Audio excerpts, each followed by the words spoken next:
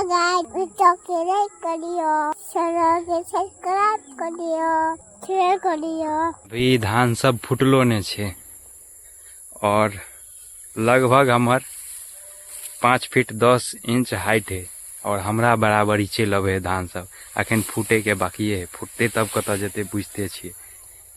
बाकी देख रहल छे कते नमहर नमहर है सब में आ नहीं आयल छले बाढ़ त पूरा धान एकदम शायद हेबो करते कि नहीं होते कोनो ठर ठेकान नहीं। बहुते धान तो देख रहल छे सब में गिर गया है।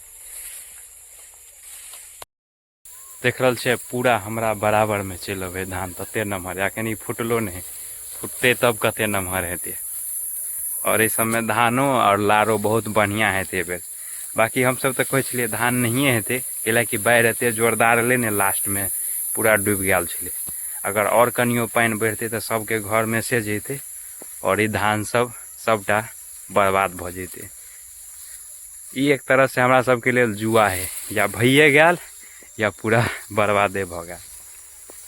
कते नमहर नमहर धान है कि रस्तो भूत लागल केम्हर जाए के।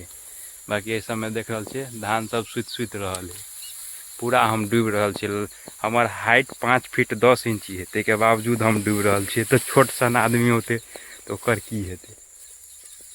आयरे भूत लागलिए यो। की बताओ धान अते नमहर है कि रस्ते भूत लागलिए कि कोन दने जाए के। अब खोजे छी रास्ता, तेके बाद अपना खेत में चले छी।